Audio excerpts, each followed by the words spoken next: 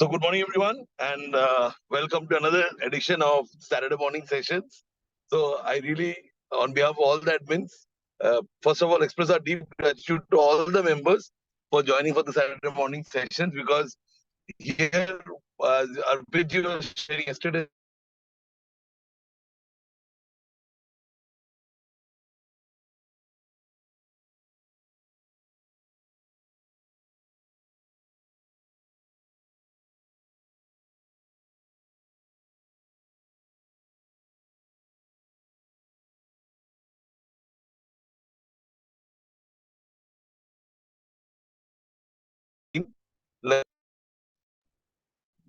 So, today our discussion is going to center around discounts. As we all know, some of us have received show cause notices. So, wherein the discounts that are being passed on, whether they are trade discounts, which are being given in terms of the achievement of the targets, or they are price drops. Like I had given a television at say 25,000. Now the model is not going well, so I decide and tell the dealer, please sell it at 19,000. Uniji, can you take it forward from here? Uniji,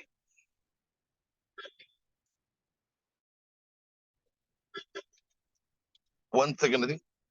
Okay. Arpit ji, yeah, do it ke bahar. So we have set the context, Arpit ji.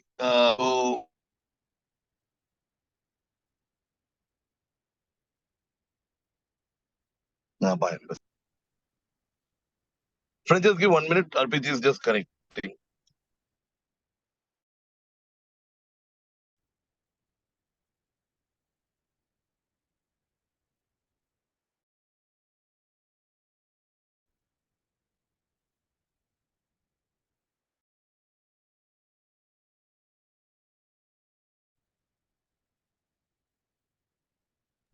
Please.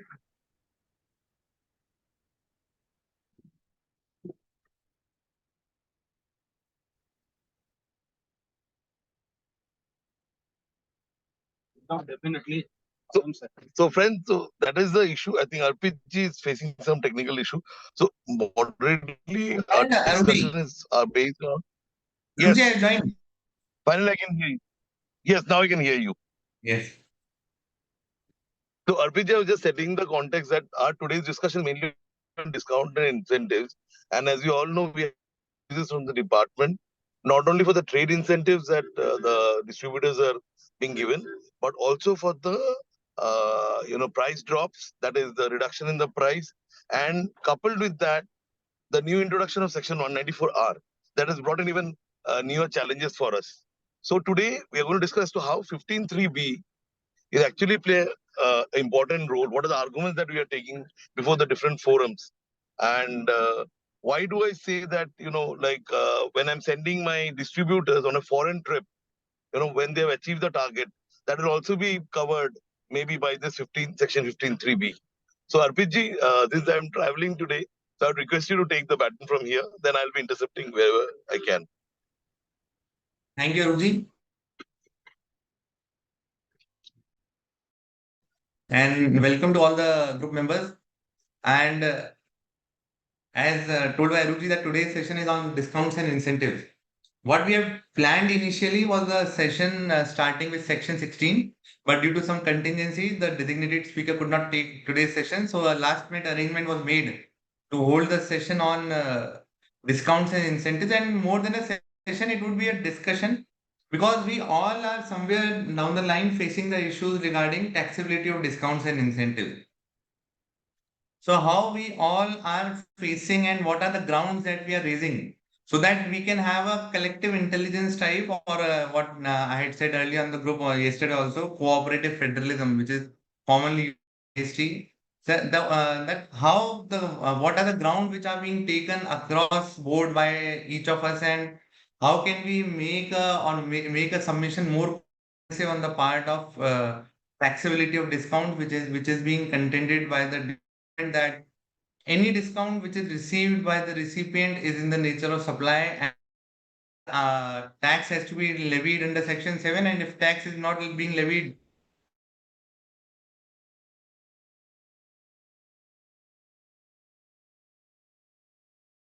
and then Arupji, you need to make me the host.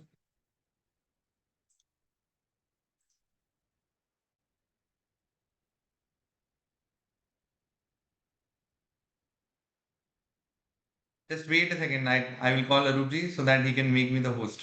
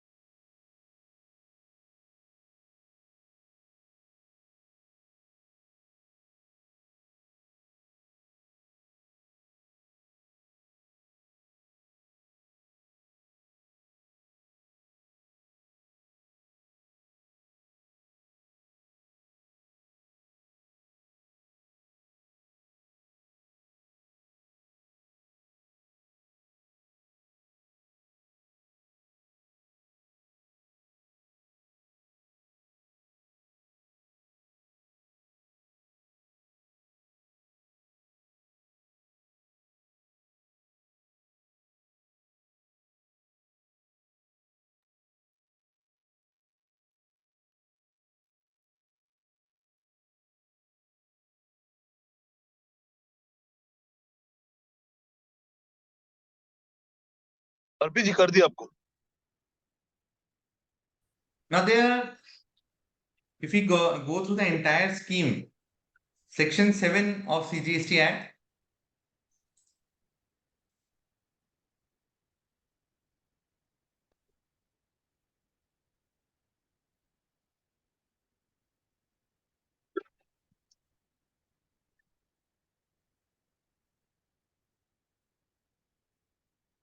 So if we go through Section 7 of CGST Act, the primary clause which is covered is Section 7(1)(a). And if you go through Section 7(1)(a), one of the conditions for section falling into the clutches of 7(1)(a) is that there should be consideration. It should be made or agreed to be made for a consideration. Now, if we go through Section 15, now Section 15 of the CGST Act, if we see Section 15, it says the value of supply goods or services of both shall be the transaction value, which is the price actually paid or payable. So what Section 15(1) says is speaks about price which is actually paid or payable, provided two conditions are satisfied. One is the recipient and the supplier not related person, and price is the sole consideration.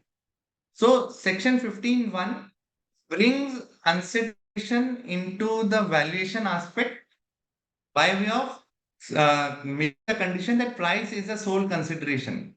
Now, once something becomes part of the consideration, what would be the treatment? The definition of consideration has been given in 2 subsection 31, wherein consideration in relation to supply of goods or services both includes any payment to be made, whether in money or otherwise, in response to of the supply of goods or services, both, whether by the recipient or any other person.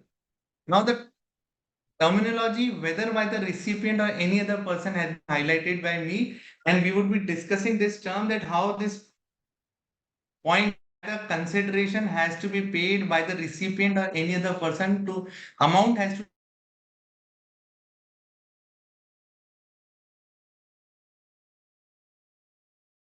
subsequently.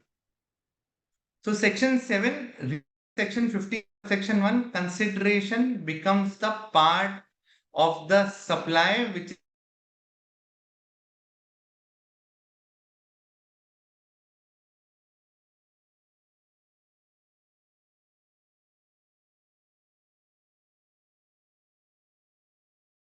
supply shall not include discount. Something which has become a part of consideration is allowed to be deducted from the consideration of value of supply if certain conditions have been fulfilled. And that has been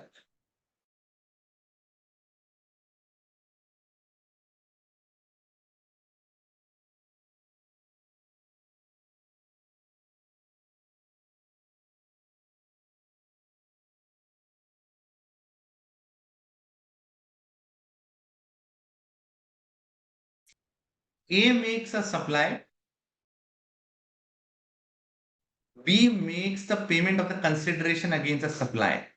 Once the amount becomes part of the consideration against the supply, it is allowed to be deducted from that value of supply provided conditions under section 15 subsection 3 are fulfilled. And it is given the name of discount. So the question which we are facing as on today is, supposedly someone has been given a discount. Can discount be treated as a consideration for him? Supposedly I am a recipient, and I am being given a target that if I offtake goods of 1 crore rupees during the year, I would be given a amount of 2 lakh rupees. Now, whether the receipt of that 2 lakh rupees can be treated as a consideration for me. The second part, since that 2 lakh rupees is being given to me out of the earlier amount which has been paid by me and which has become a part of consideration of an Arpit,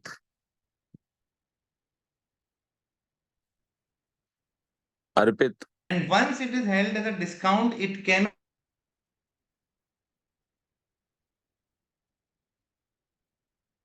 Arpit, an amount can either be a consideration Arpit, for a Arpit. Hello. Hello. हाँ Yashasvi ji. Arpit, you are not audible to all यार. तुम्हारे वहां शायद disturbance हो रहा है बहुत ज्यादा नेटवर्क में. अच्छा. अभी तक आप 50% भी सुना नहीं है. अच्छा 50% भी आया नहीं है. मेरे को चेंज करने. एक बार देखो तो. हाँ मैं चेंज करता हूँ.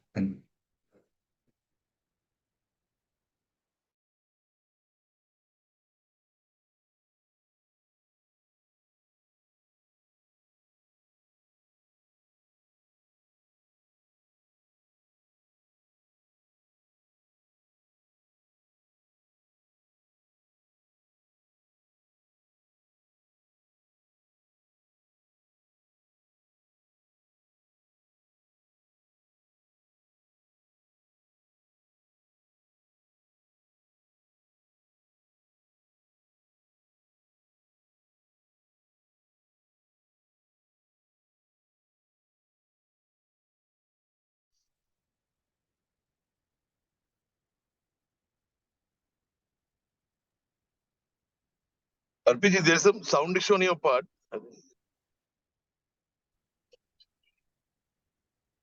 Yes. So starting and continuing from where अर्पित जी, आपका वीडियो ऑफ कर दीजिए तो फिर आपका नेटवर्क ठीक हो जाएगा. अर्पित जी.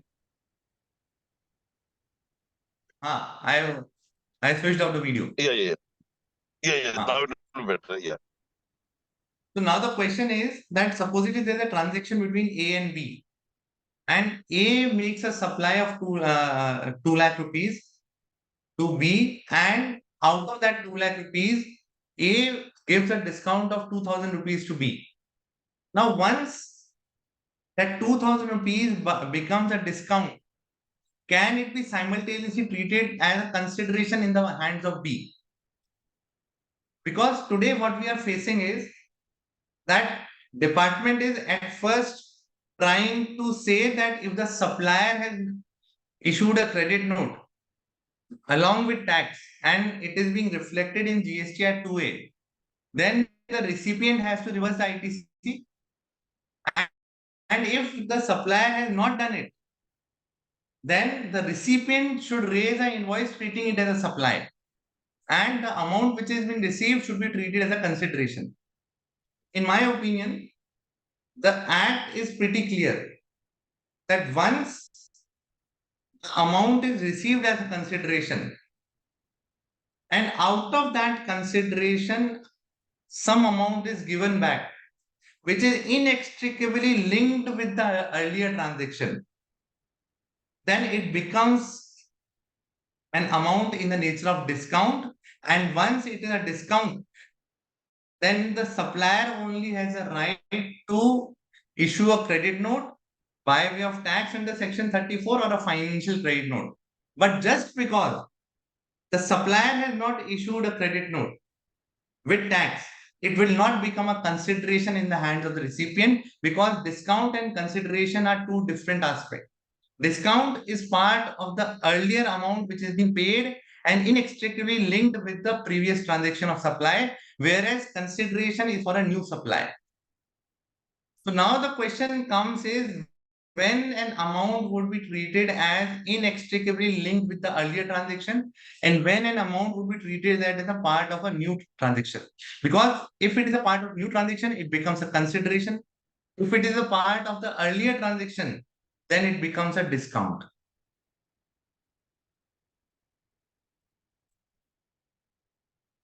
Now, as we have already seen that the judgments in earlier regime equally hold true if the principle laid therein is applicable in the GST regime also.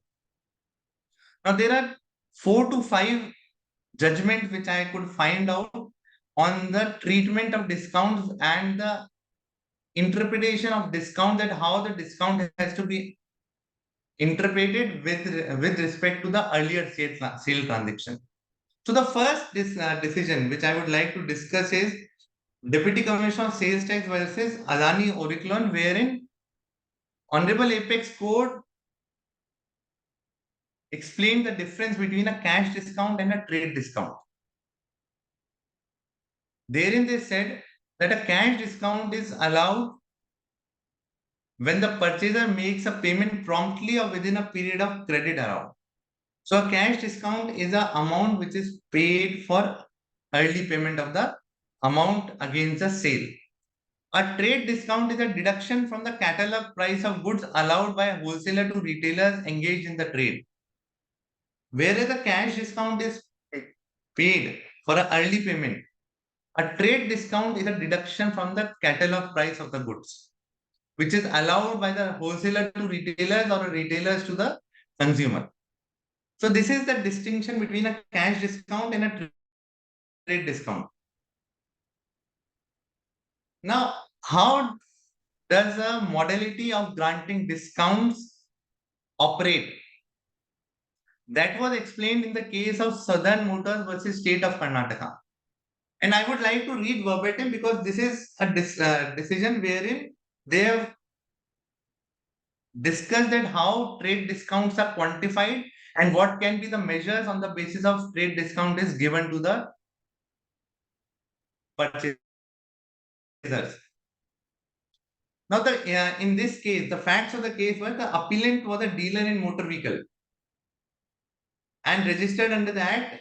Its version is that during the year in question, that is 7, 8 and 8, 9, it takes tax invoices on the purchaser as per the policy of manufacturer of vehicles to maintain uniformity in the price. So the assessee was raising sale invoices to all the dealers on a uniform basis. Let's say that a product is sold for rupees 1 lakh. So across board, the invoice was being raised at rupees 1 lakh. After the sales were completed, credit notes were issued to the customers granting discounts in order to meet the competition in the market and for allied reasons. Consequently, it retained only the net amount, that is the amount shown in the invoice, less the sum discount disclosed in the credit note. So once the invoice was raised with a uniform amount, then discounts were given to dealers across board of different amounts to meet the competition. So what was the impact? That supposedly across board, the invoice was issued for 1 lakh rupees. Then supposedly there are 4 dealers. One of the dealer was given a discount of 10,000 by credit note. Second dealer was given a discount of say 5,000 by credit note. Third and fourth dealer were given a discount of say 20,000 by way of credit. So what was the net impact? That although initially the invoice was raised for rupees 1 lakh, but the amount which was retained was only 85,000, 90,000 or 80,000 rupees. Now what the court held, that it is a matter of common experience that in present contemporary competitive market be strategically not disclosable at the time of original sale or purchase so as to be covertly reflected in the tax invoice or bill of sale as the case may be.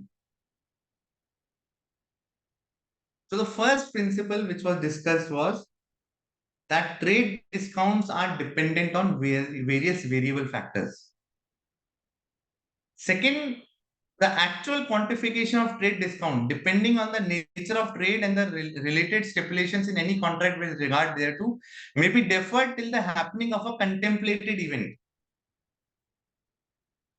So trade discounts might be dependent on variable factors and their actual quantification would be dependent on a subsequent event. So much so that the benefit thereof is extended at a point subsequent to the time of original sale or purchase. So the two main important things coming out of this para is that trade discounts can be dependent on variable factors. Secondly, on an event which might be happening thereof. And thirdly, they might be extended at a point subsequent to the original sale or purchase. Now in the next para, continuing from where the earlier para was left off, that trade discounts can be dependent on variable factors. The court discussed that what could be the variable factors on which the trade discount can be dependent. A trade discount conceptually the pre-sale occurrence, the quantification whereof depends on many factors in commerce relating to scale of sale oblique purchase. That is, a trade discount can be linked to the retail target or the offtake target, depending amongst others on goodwill, quality, marketable skills, discounts, etc., contributing to the ultimate performance to qualify for such discounts. So trade discount merely because it is linked with a retail target or merely because it is linked with the offtake target or merely because it is linked with any of the quantification factors would not lose its character of a discount. So if on a whole I summarize this decision, the trade might operate in a manner that a uniform invoice is being raised, then the credit notes are being issued for trade discounts subsequently. That trade discount might be dependent on various factors. That factor might be relating to the retail target or an offtake target or any other mode of quantification. And that quantification can be dependent on a subsequent event. So the first misconception that the department has is the mode of quantification would decide that whether it is a consideration or it is a discount. So what is normally said that if it is an offtake discount, we will treat it as a part of discount. But if it is a retail target incentive, then we will treat it as a part of fresh supply. But that has been clearly envisaged in either to a sale or a purchase on any factors. Now coming to the next decision. Deputy Commissioner of Sales Tax versus Motor Industries, Ernakulam. This is a 1983 Supreme Court judgment. And precisely this decision discusses the issue which is being raised today by the department, that any amount received by the purchaser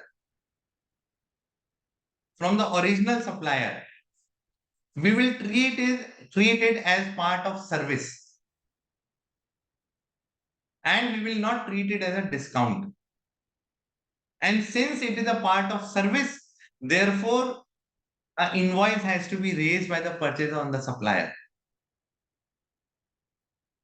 So what happened in this case was the assessee Motor Industries Company. Ernakulam was a dealer in diesel fuel injection part. For the assessment year 73-74, the assessment had been completed in the Act on best judgment basis determining taxable turnover by disallowing the claim for exemption of an amount of 69,707, which the assessee had claimed as service discount, and a further amount of 982.83 being value of the goods returned. So what happened in this case was the assessee raised the invoice. Then a credit note was issued. That credit note was claimed as a deduction from the turnover. And the name given to that deduction of the turnover was service discount. Now what the department said, Assistant Commissioner of Sales Tax, who was the assessing authority, disallowed the claim in respect of service discount on the ground that the amount in respect of which deduction was claimed had not been allowed as a discount in accordance with the term of sale, but had been allowed as an overriding commission and incentive to promote trade. So what the dealer did, that supposedly has issued an invoice of say 1 lakh rupees. Then he claimed a deduction of 2,000 rupees by way of issue of credit note. Department denied the deduction of that 2,000 rupees as discount, treating it that 2,000 rupees was given as a part of commission or an incentive to promote trade to the purchaser. This is what is happening today also. That if a supplier is giving 2,000 rupees as a deduction, the department is saying that 2,000 rupees being received by the supplier, being received by the recipient, is towards the commission or an incentive to promote trade, and we will not treat it as a discount. And since it is not a discount, therefore recipient has to issue an invoice to the supplier by treating it as a supply. Am I clear with the issue which has been raised in this case? नहीं अर्पित जी और एक बार repeat करेंगे please I missed it actually even I think I could See what happened in this case, that supplier had issued an invoice of say 1 lakh rupees. Out of that 1 lakh rupees, 2,000 rupees was allowed as a was claimed as a deduction from turnover.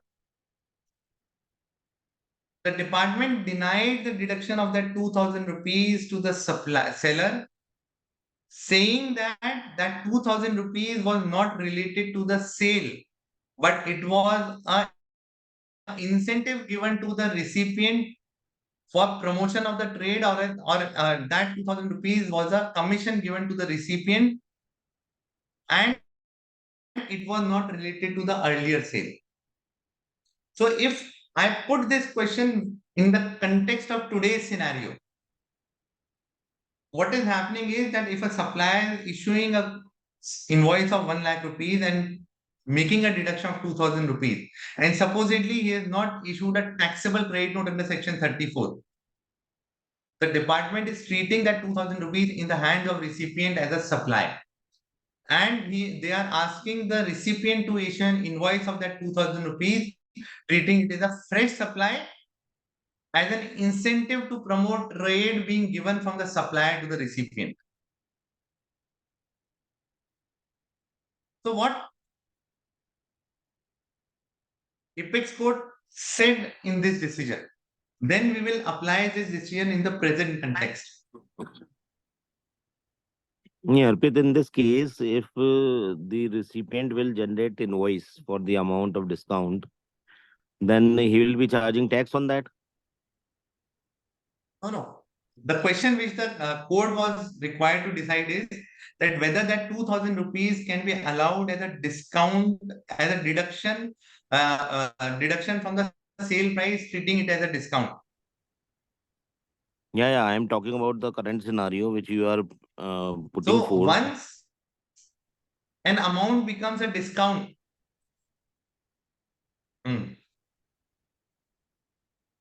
So in that case, how the purchaser, in this case the recipient, would take the ITC of the tax charge on the invoice, because these conditions of section 16(2) will not be met with.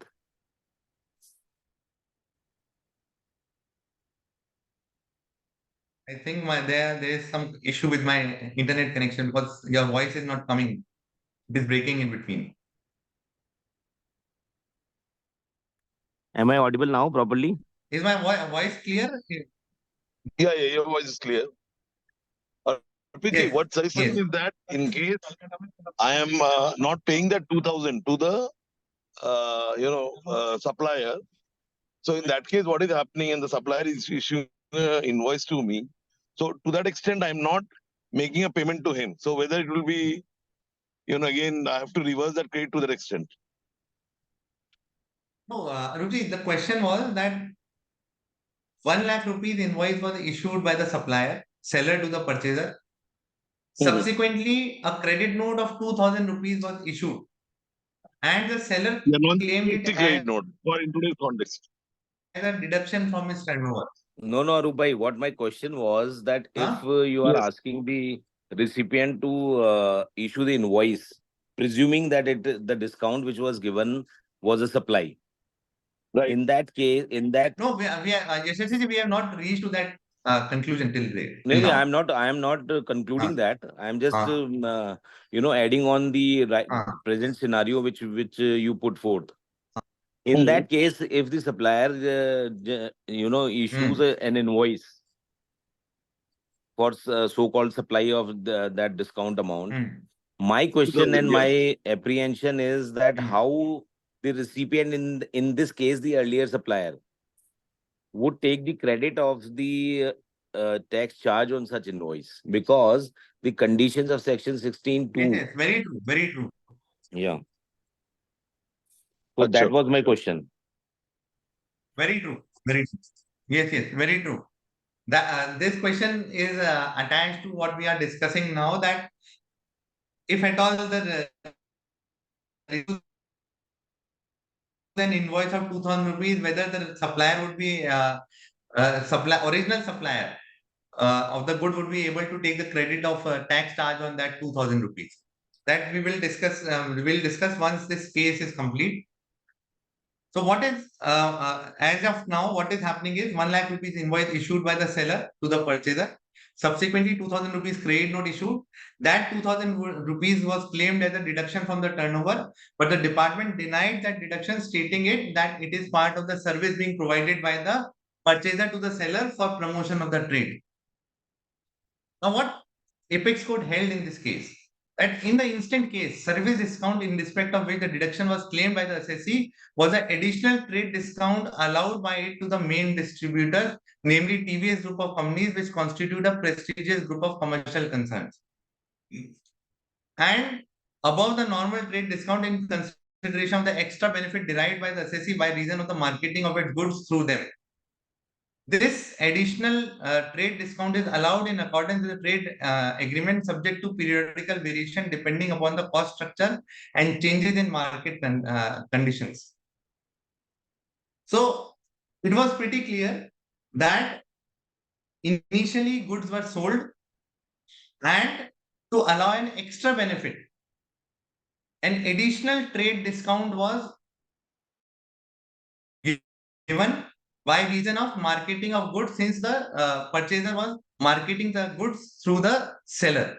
What is, however, urged by the department is that said additional discount allowed by the assessee could not be strictly be termed as discount as it was in lieu of services rendered it by main distributor by way of popularization of the sale and consumption of the product sold by the assessee. So this is what is happening today also.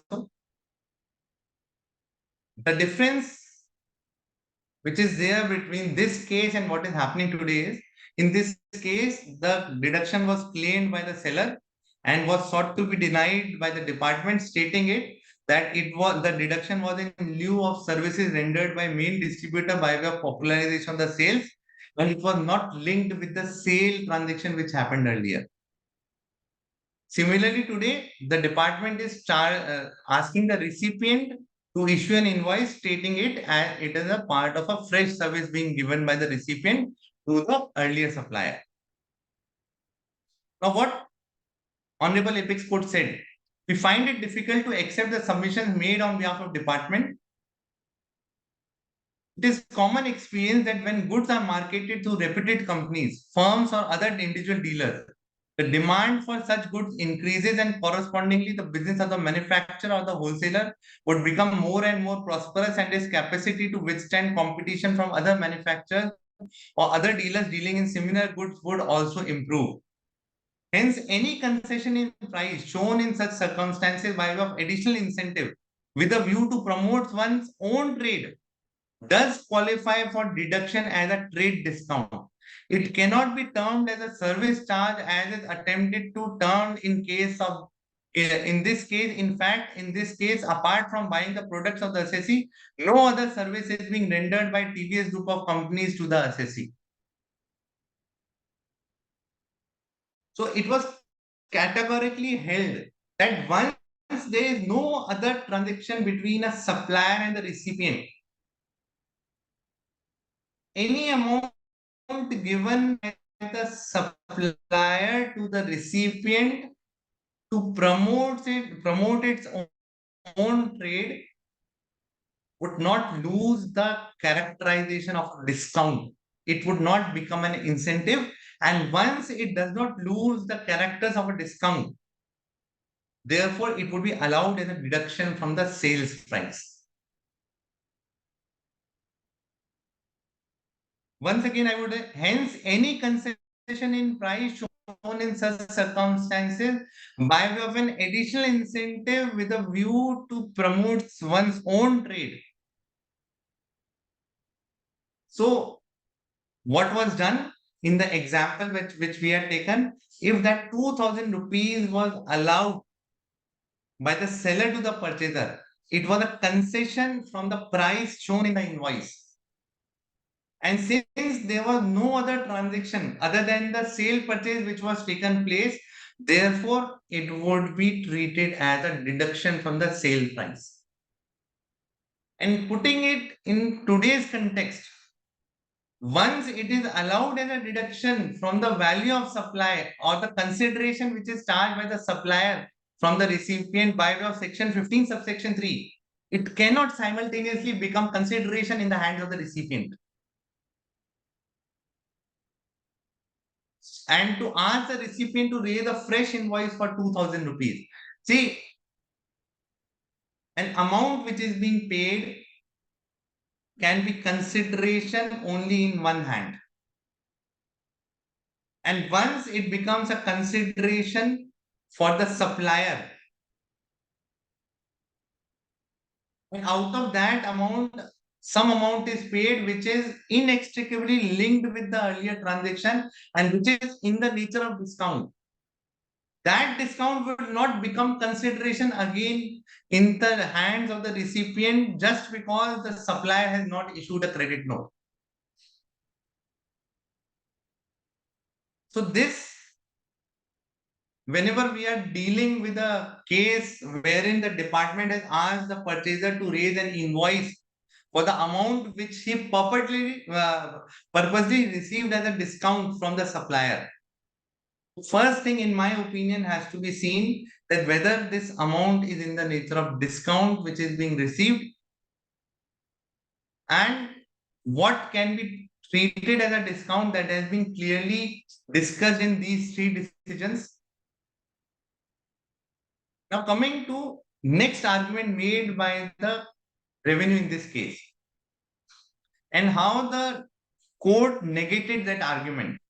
And that was precisely which we were discussing yesterday regarding tolerance of an act or agreeing to do an act. This aspect was also considered somewhere in this decision, wherein court said that we are not inclined to accept the submission that the service discount in question is in the nature of a set of an account of reciprocal promises or amount to consideration for an agreement styled as trading in. So what the department has said in this case, that 2,000 rupees which is being received by the purchaser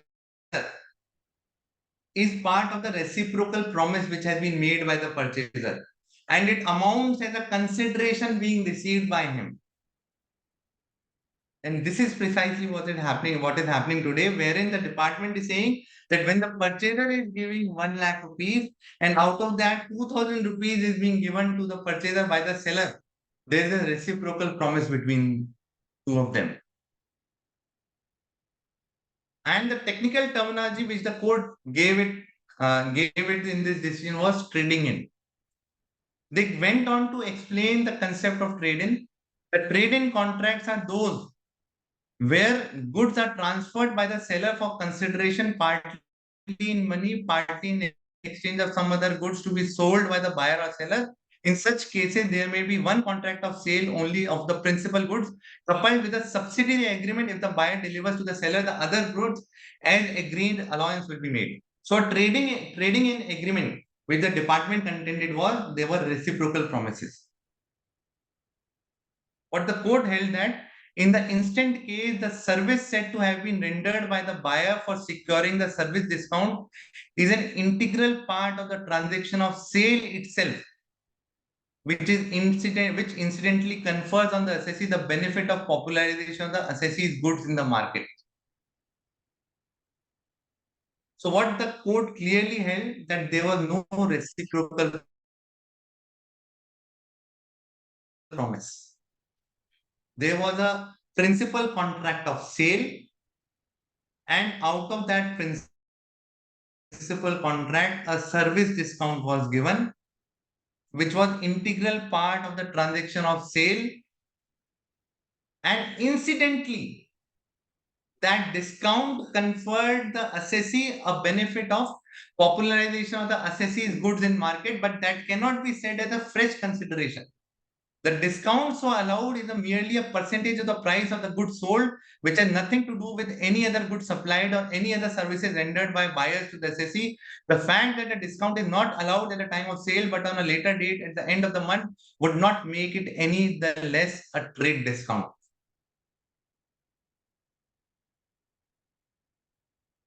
So if there is a principal contract of purchase and sale, the discount is allowed, that discount would not become in the nature of consideration of a fresh supply or a barter transaction being executed between purchaser and seller. It would still remain in the nature of discount, and that discount incidentally confers the seller of a popularization of his product, but that cannot be treated as a separate service being provided by the purchaser to the seller. We are therefore of the view that the High Court has rightly upheld the deduction of service discount claimed in this case by the assessee from the total turnover.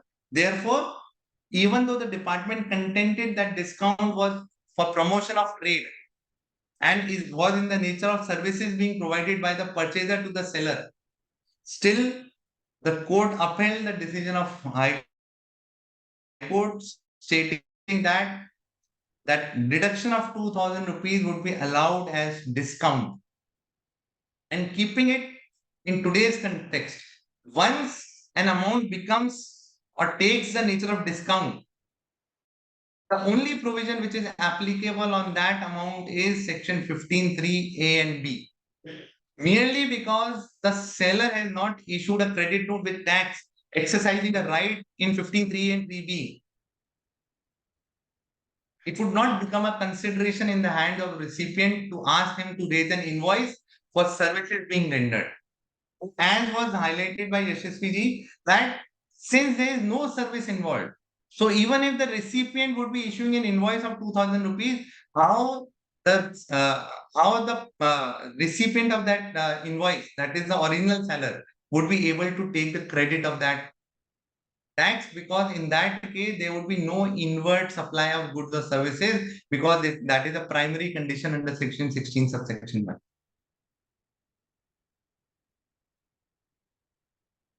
Another case, in case of Messrs IFB Industries versus State of Kerala, wherein the issue was same. That is, Messrs IFB Industries is a manufacturer of home with the dealer on achieving a preset sale target. Get certain discount on the price for it is purchased the articles from the manufacturer of the appellant. And the discount is subject to achieving the sale target. The dealer would naturally qualify for it in the later part of financial year or assessment period. That is to say, long after the sales took place between the appellant and its dealer. For the sales taking place between the appellant and the dealer, after the sale that took place before the sale target was achieved, the appellant would issue a credit note in favor of the dealer. Now the question was that whether the amount which has been passed on by way of credit note would be allowed as a deduction from the turnover. Because if it is allowed as a deduction from the turnover, it would retain its nature of discount, even though it might be linked with a sale target. And that sales target might be achieved much later than when the original sale transaction took place. In this case, the matter was remanded back, and the court said that the impugned order in both the appeals are set aside. The case of the appellant for the respective assessment we are remitted to the assessing authority with a direction to make assessment and pass fresh orders in accordance with the law in light of this judgment. The assessing authority shall not reject the appellant's claim for exemption of the amounts of trade discount solely on the ground that discount amount were not shown in the sale invoices. Similarly, there is a decision case of Godavari Fertilizer versus Commission of Commercial Tax, wherein they have said that offtake discount linked with the quantity to be purchased is allowed as a deduction from the turnover. So, summarizing all these decisions, what the decision says that cash discount and trade discount are two different things. Cash discount is towards early payment. Trade discount is a deduction allowed from the catalog price. Now that deduction from a catalog price can depend on various factors, and that factors might happen at a subsequent time than the original sale transaction.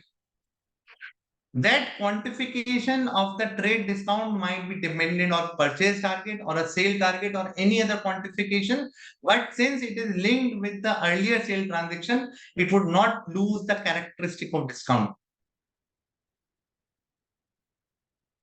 Once it does not loses the characteristics of discount, even though it might be a part of a service discount, even though incidentally it might allow the benefit to the seller of promotion of its own goods, but still it would not be treated as a reciprocal promise. And since it is not treated as a reciprocal promise, that 2,000 rupees which we discussed in our example cannot be treated as a consideration for the services of promotion being rendered by the purchaser to the seller, because that 2,000 rupees is inextricably linked with the earlier transaction of sale. and there is no other transaction of other than the sale which took place earlier between the purchaser and the seller. Now, there is one foreign judgment in this case on this specific aspect wherein the discount was given on achievement of sales target.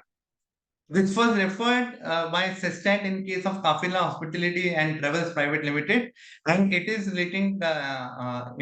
It is coming from Federal Court of Australia, AP Group. Now, what happened in this case was the Federal Court of Australia held that in order to levy tax, the payment must be attributable to a particular supply and not to the supplies in general. And so the target incentives paid by a motor vehicle manufacturer to a dealer would not qualify as consideration, as the incentive would be in relation to all the supplies and not in relation to a particular supply. Now, the facts in this case were also same, that there was a retail target incentive being given by the Ford to its dealers. And the department contended that it was in the nature of incentive. And therefore, they sought to levy the tax. Now, what the court said while holding that this is not in the nature of incentives, they said a dealer will always wish to sell as many cars as practicable and to move old stock to make way for new stock.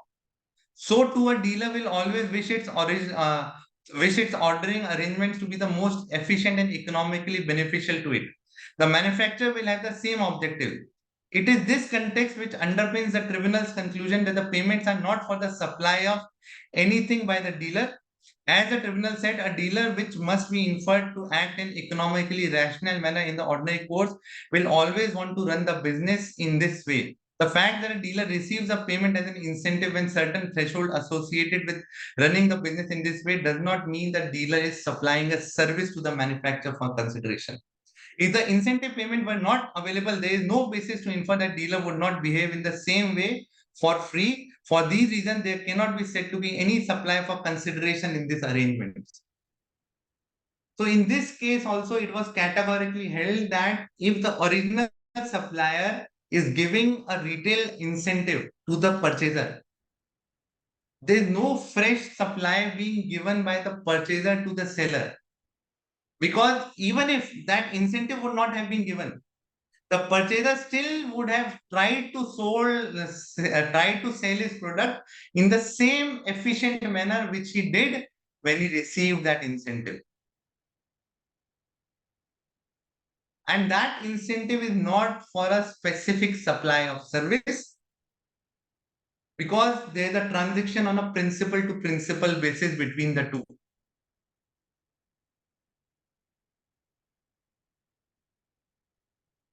So these were the decisions interpreting the scope of discount and why once an amount becomes a discount, it cannot be simultaneously treated as a consideration in the part on in the hands of other person.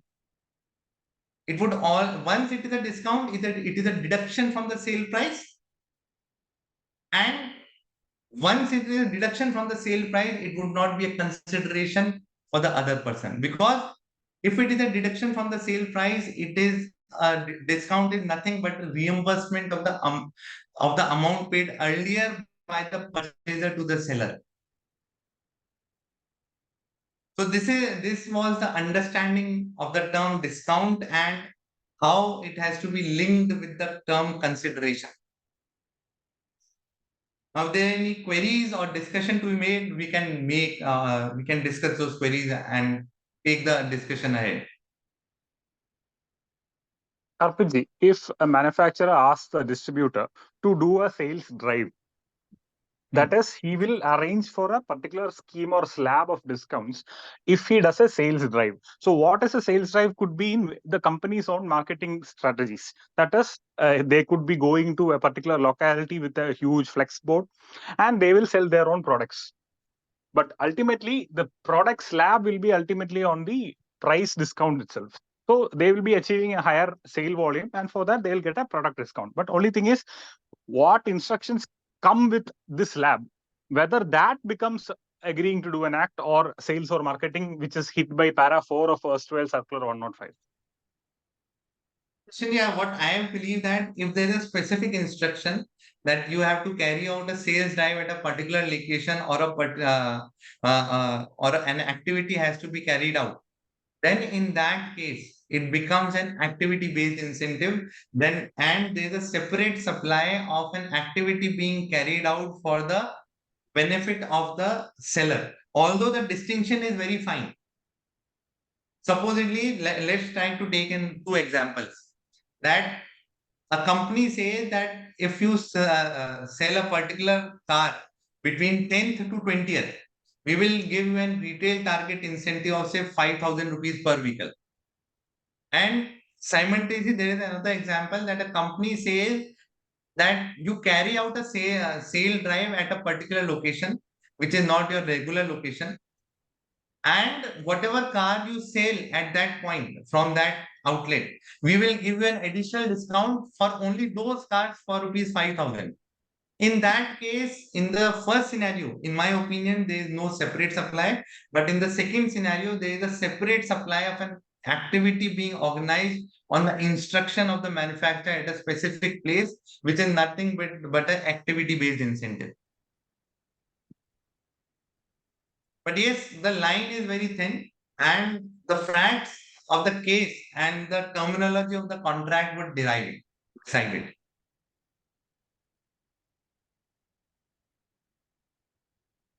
Now, can we make an argument that we are buying and selling products on a principle to principle basis, and they are only arriving at the strategy? So ultimately, even when I do a sales drive at a particular location, I am promoting my own sale of products. So the more I sell, the more GP or gross profit I get. So ultimately, what I do is for my own benefits and not particularly for them. In that case, question in my opinion would come when that whether there was a binding instruction by the seller to the dealership, or the dealership took the activity on its own. Because normally also when there is no specific instruction from the original equipment manufacturer, there are activities being carried out by the dealer at different locations in the city. Now that those activities are on their own, they do not get any instruction for carrying out that activity from the OEMs. In that case, whatever cars are being sold or whatever the discounts are being received in the form of incentive, in my opinion, they will still be treated in the nature of discount. But once there is a specific instruction and the dealer is bound to follow that instruction, and the dealer then achieves a target and receives something, then there might be some issues with the quantification and the identification of the supplier. I've seen really large MNCs and other big companies in India follow the second category and still submit that it is a pure financial credit note, and their indirect tax schemes rely on Circular 92, and they won't go into the fine depth, and litigation is now on us. See, again, the question is that on which side I am standing. I would still like to believe that you still cannot call it as a sales promotion ultimately when it is on a principle to principle basis. Transaction is happening, and whatever I do is having primary benefit of my own profit increase and not exclusively for the supplier of the original OEM.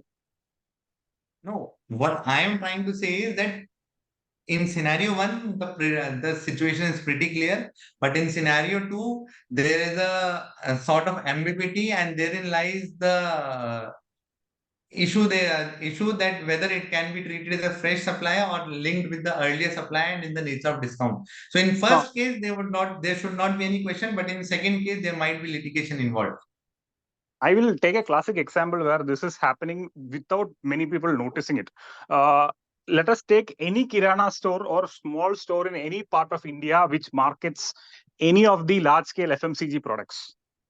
You would notice that the store board will have the store name, but it will have the board title of that company.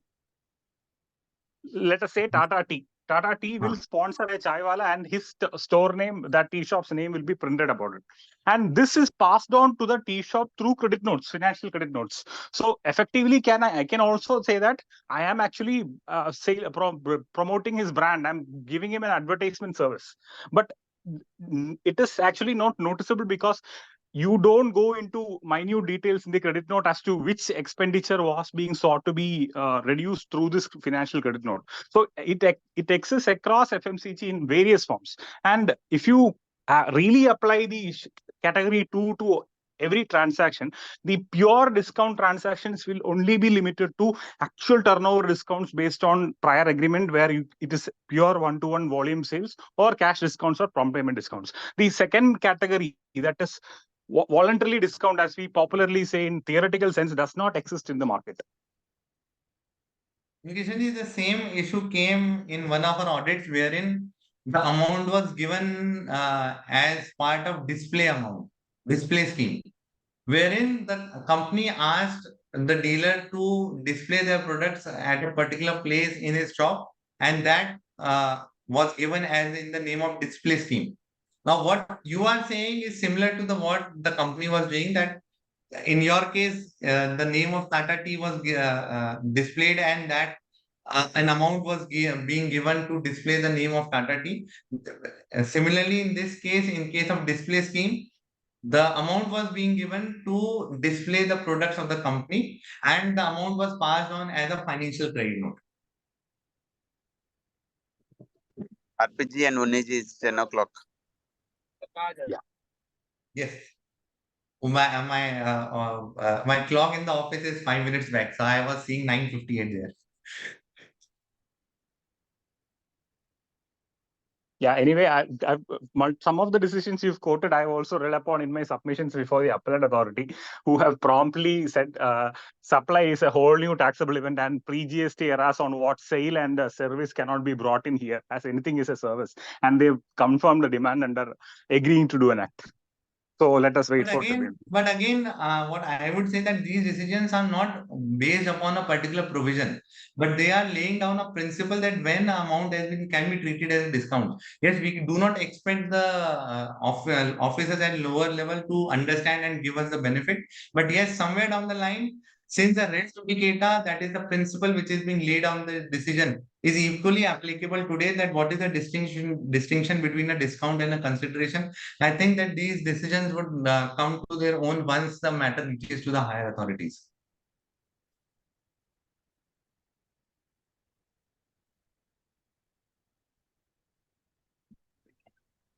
Uneji, any other closing remarks? Yeah, I guess that we'll close with discounts. I guess I still think the circular 105 or some form of circular from the board at an earlier level could have nipped litigation in the bud.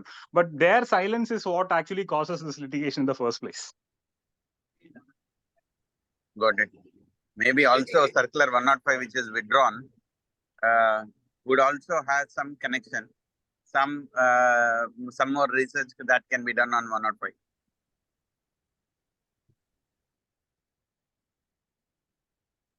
Yeah, I think we can conclude for the day. And special thanks to RPG for continuing on section 15 as a stopgap since we didn't have the other speaker. The recording will be uploaded. I will be sharing the link very soon. Thank you, everyone.